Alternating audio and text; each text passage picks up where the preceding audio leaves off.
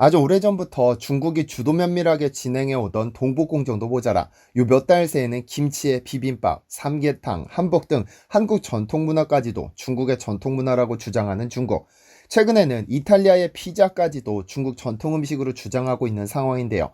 그런데 중국의 이러한 문화 훔치기가 도를 넘어서고 중국 자본까지 투입시켜 TV 드라마 PPL까지 장악해버리자 한국 네티즌들의 힘으로 중국 기업과 계약을 취소시키는 사태가 벌어지기도 했습니다.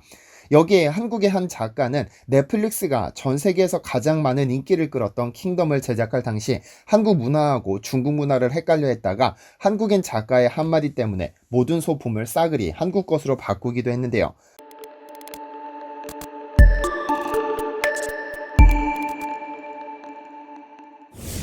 안녕하세요, 디스멘터리입니다. 넷플릭스의 킹덤 이후로 전 세계에서 한국식 좀비물에 대한 관심이 상당히 높아진 상태에서 한국 드라마계는 얼마 전 중국의 차이나머니와 만나 불행한 사건을 겪고 말았습니다. SBS는 넷플릭스의 킹덤이 세계적인 히트를 기록하자 한국식 좀비물을 좀 다른 방향으로 이끌어보고 싶었던 모양입니다. 조선구마사는 조선시대 초기 중국 명나라를 통해 조선에 들어온 악령을 쫓는 구마사를 다룬 이야기입니다.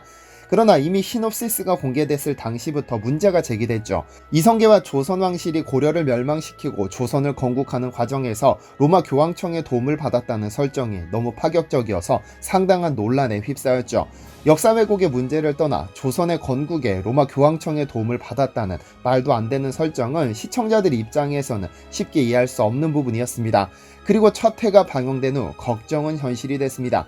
3월 22일 첫 회에서 등장한 연애 장면에서는 조선의 기생집이 중국풍으로 그려졌고 식탁에는 월병, 피단, 중국식 만두 등 중국 전통 음식들이 조선 음식으로 표현됐으며 훗날 세종대왕이 될 충녕대군은 일어서서 로마에서 파견된 신부에게 술을 따라주는가 하면 마치 호위무사인 양 중국풍의 검을 착용하고 멀찍이 서서 그를 바라보고 있었죠. 그리고 결국 3월 24일 청와대 국민청원 게시판에는 조선구마사를 방영 중단하라는 글이 올라오기 이르렀고 불과 이틀 만에 20만 명이 넘는 사람이 동의를 표했습니다. 그런데 더 큰 문제는 따로 있었습니다. 이렇게 중국식 문화가 깊숙이 자리 잡은 이 드라마는 차이나머니가 투입된 것이 아니냐는 의혹이 제기됐지만 제작사는 순수 국내 자본으로 제작됐다고 해명했지만 이 드라마를 쓴 박계옥 작가의 각종 논란이 제기됐고 이 드라마가 한중 합작기업과 계약한 사실까지 공개됐습니다. 결국 2회 방영 만에 SBS는 드라마 폐지를 결정하는 초유의 사태를 맞이했습니다. 안 그래도 중국이 오래전부터 치밀하게 진행 중인 동북공정으로 시끄러운 마당에 김치, 한복, 삼계탕까지 중국 문화라고 주장하는 중국을 퇴출시켜도 모자랄 판에 오히려 조선의 기생집에 중국식 음식을 등장시키지를 않나, 세종을 호위무사처럼 표현하지를 않나 하는 등 엄청난 비난이 쏟아졌기 때문입니다. 이 드라마의 광고를 집행했던 20여 개의 기업들은 빠르게 광고 철회를 결정하면서 결국 폐지 수순을 밟게 되는 초유의 사태를 맞이했습니다. 그런데 조선구마사와는 정반대되는 상황이 공개되어 큰 관심을 끌었습니다. 한국식 좀비물을 새로운 한류의 동력으로 이끌어낸 넷플릭스의 오리지널 킹덤이었습니다. 지난 2019년 1월 25일 넷플릭스는 자체 투자로 제작한 킹덤을 전세계 190개국에 동시 공개했습니다. 장르물의 대가로 불리는 김은희 작가와 터널의 김성훈 감독이 만나 공개 전부터 화제를 모았었죠. 한국식 좀비물이라는 독특한 소재가 성공할 수 있을까 싶었지만 넷플릭스의 막대한 제작비 지원을 받아 제작됐습니다. 원래 이 드라마는 지상파에서 방송을 염두에 두고 시나리오를 썼지만 표현의 한계 때문에 지상파 3사를 포기했을 즈음 넷플릭스가 구원의 손길을 내밀었습니다. 총 6편씩 2개의 시리즈로 제작된 킹덤은 조선시대를 배경으로 죽었으되 죽지 못한 좀비들과 주지훈을 중심으로 하는 생존자들의 치열한 싸움을 그렸는데 탄탄한 스토리와 영상미로 전세계적인 히트를 기록했습니다. 시즌2의 경우는 인기 순위에서 미대 전설로 불리는 왕자의 게임을 눌렀고 좀비 드라마의 정석이라는 워킹데드보다도 높은 평점을 기록하기도 했습니다. 공개 직후 대부분의 국가에서 오늘의 컨텐츠 1위에 오르는 등 이 드라마의 열풍은 대단했는데요. 그런데 조선구마사 사건을 겪으면서 킹덤을 쓴 김은희 작가가 재조명받고 있습니다. 김성훈 감독은 2019년 한 매체와의 인터뷰에서 소품과 관련된 이야기를 꺼냈습니다. 넷플릭스 측에서 처음 포스터를 어떻게 제작할 것인지 컨셉을 가져왔을 때 김은희 작가는 깜짝 놀랐다고 했습니다. 조선의 아름다운 배경으로 펼쳐지는 좀비와 생존자들과의 싸움을 그려야 하는데 넷플릭스가 준비해온 소품들이 전부 중국과 일본 것이었기 때문이죠. 김은희 작가는 한국과 중국, 일본의 문화 차이를 제대로 이해하지 못해서 그런 것이라면서 아주 독한 다짐을 했다고 하죠. 서양에 받아들여지는 한국의 문화가 이런 것이라면 한국적인 매력을 서사에 엮어 책임감과 사명감을 가지고 보여줘야겠다면서 고증에 엄청난 노력을 기울인 것으로 잘 알려졌습니다. 그녀는 킹덤에 등장하는 가상의 마을을 좀 더 실감나게 구현하고자 지형 공부를 따로 하기도 했는데 무려 추사 김정호의 대동여지도를 살펴보며 조선의 모습을 촘촘하게 구현해냈다고 하죠. 지금과 지형이 다르기 때문에 실감나는 구현을 위해서는 당시에 그려진 지도가 필요하다며 대동여지도를 펼쳐놓고 공부해 좀비가 어느 지역에서 어느 지역으로 이동하는지를 머리에 그려놓고 집필했다고 하죠. 여기에 사계절 뚜렷한 한국만이 가진 넋을놓게 만드는 아름다운 풍경까지 완벽히 녹여내면서 킹덤 흥행의 가장 중요한 요소로 꼽히기도 했습니다. 그녀의 남편 장항준 감독은 그녀의 아내 김은희 작가는 작품을 위해서라면 민속촌까지 직접 다니면서 철저하게 준비한다면서 킹덤을 위해 대동여지도 한 판 한 판을 모두 공부했다고 직접 밝히기도 했습니다. 이렇듯 같은 작가임에도 한 작가는 중국 진출을 위해 무리하게 중국식 설정을 집어넣었다가 드라마가 폐지되는 수순을 밟기도 하고 또 한 작가는 철저한 고증을 통해 조선시대에 그려진 대동여지도를 참고해 시나리오를 집필하는 노력으로 결국 새로운 한류를 불러일으키는 주인공이 되기도 합니다. 그런데 이번 조선구마사 사건을 통해 드라마 작가들의 고증이 너무 무성의하다는 지적이 이번 드라마를 통해 적나라하게 드러나고 말았습니다. 시나리오를 집필하는 작가들 입장에서 용의 눈물이나 태조왕건, 정도전과 같은 드라마는 보통 사극도 아니고 무려 50편 이상씩 제작되는 대하드라마라는 영광스러운 타이틀을 달고 제작되는 만큼 흥행 여부를 떠나 엄청난 고생을 하는 것으로 알려졌습니다. 그래서 2016년에 제작된 장영실 이후에는 제작과 고증이 까다로운 정통 대하드라마의 맥이 끊기기도 했죠. 그래서 근래에는 차라리 욕을 먹더라도 고증을 희생하는 퓨전 사극이 주를 이루고 있죠.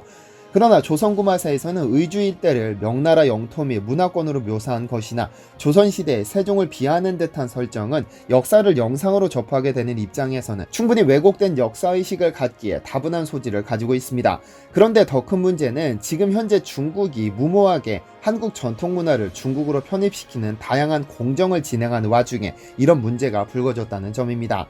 이 드라마 전까지만 하더라도 단순히 드라마의 PPL로 중국어가 등장하는 것이 전부였으나 조선구마사에서는 역사적 사실을 기반으로 하는 사극에서 중국의 전통 음식을 한국 음식인 것처럼 표현했기 때문에 문제가 됐던 것입니다.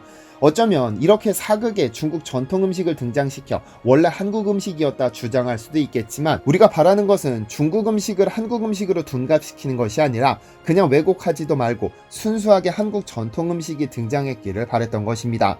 요즘 들어 중국 투자 자금이 전 세계적인 인기를 끄는 한국 드라마에 PPL로 등장하는 것도 큰 문제가 되고 있습니다.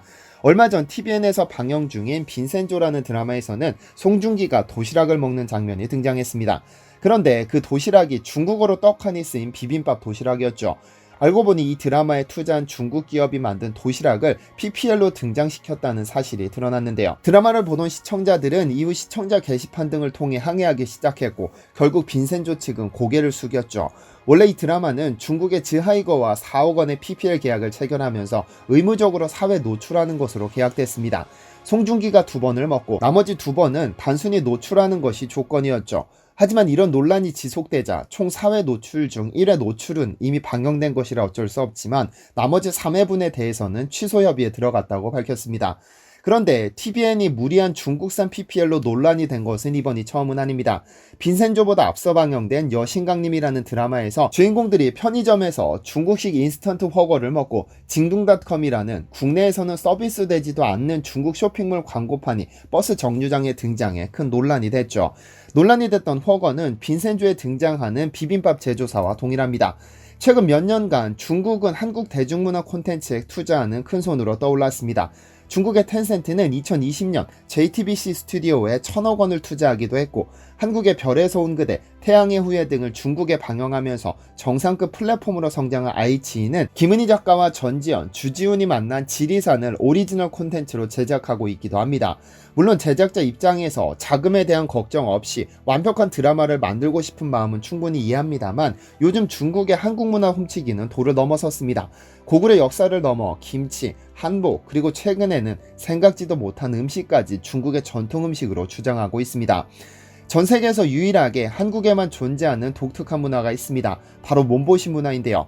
뜨거운 여름날을 무사히 보내기 위해 우리 조상들은 음력 6월부터 7월 사이에 삼복을 넣어 초복, 중복, 말복의 몸보신을 해왔죠. 이때 대표적으로 즐기는 보신 음식은 바로 삼계탕으로 닭과 인삼, 찹쌀을 넣어 푹 고아 한 그릇 마시며 무사히 여름을 보낼 수 있었습니다. 이미 17세기부터 전 세계 곳곳을 누비며 만병통치약으로 인기를 끌던 인삼은 이 삼계탕에 빠질 수 없는 재료였죠. 그런데 얼마 전부터 집요할이 많지 한국 문화를 중국으로 편입시키려는 중국이 이제는 삼계탕까지 중국 음식이라고 주장하고 나섰습니다.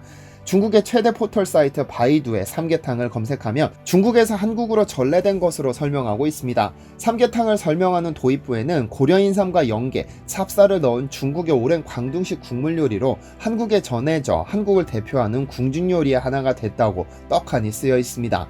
그런데 이렇게 광둥에서 전파된 중국 요리라고 떡하니 써뒀으면서도 여기에는 그 어떤 문헌 기록 등의 근거는 제시하지 못하고 있습니다. 여기에 가타부터 설명하는 것도 입 아픈 일이지만 한국에서 삼계탕을 먹기 시작한 것은 조선시대입니다. 그때는 닭을 푹 삶아 먹는 닭백숙이 일반적이었으며 일제강점기에 접어들면서 부유층 사이에서 닭백숙에 가루 형태의 인삼을 넣는 요리가 등장했다고 농촌진흥청은 설명하고 있습니다. 1960년대 이후 현재 삼계탕 형태를 갖추었고 1970년대 이후 저렴한 몸보신 음식으로 대중적인 인기를 끌기 시작했죠. 더군다나 한국에서는 삼계탕이라는 HS 코드가 존재합니다.